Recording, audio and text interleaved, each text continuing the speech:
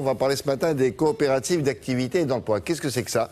Vous allez voir, grâce à ces structures, il est possible d'être à la fois entrepreneur et salarié. Comment ça fonctionne? Sophie Pignal s'est renseignée.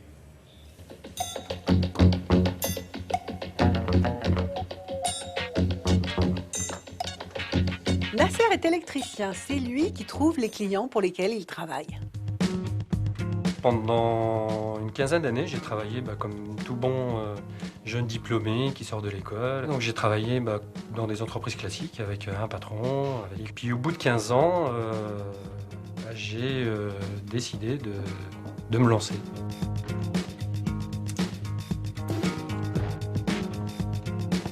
Et dans mes démarches, j'ai entendu parler de la structure Alter Bâtir, qui est une coopérative. Juridiquement, on est entrepreneur salarié. Donc on a la structure et le gérant qui est au-dessus de nous. La question c'est, il y a des tas de personnes... Dans la pratique, en fait, on est artisan. C'est-à-dire qu'on cherche nos clients.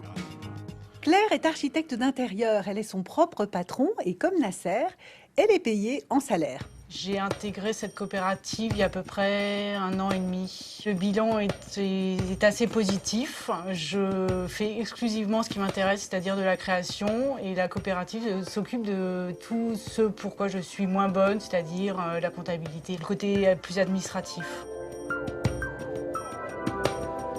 Et tous les deux sont membres de la coopérative d'activité et d'emploi Alter Bâtir. Là où ils habitent.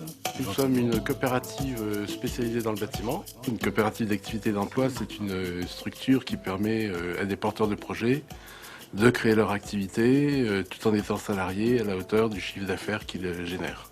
Parce que j'ai aussi besoin d'un électricien sur le coup, donc je sais pas, je te laisse directement... Dès qu'ils obtiennent un devis signé de la part d'un client et qui est accompagné d'un chèque d'acompte, à ce moment-là, on fait un contrat à durée indéterminée, à temps partiel. Et ils continuent à faire leur travail et ils sont ensuite salariés à hauteur de la marge bénéficiaire qu'ils génèrent.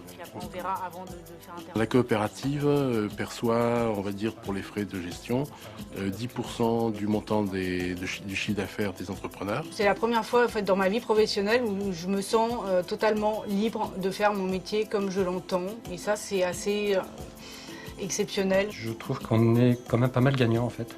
Parce qu'on dégage énormément de temps, ce qui nous permet d'avoir des activités annexes, sportives, artistiques, culturelles. Ça nous permet de vivre un peu, quoi. On peut entrer dans une coopérative d'activité et d'emploi pour tester la viabilité de son projet. On peut choisir d'y rester pour rencontrer d'autres entrepreneurs et ne plus se préoccuper de la gestion administrative de son activité. Merci beaucoup. À plus tard avec Marine Marc. Dans quelques instants, on s'intéressera au sport avec du football. Bien sûr, c'est lundi. We are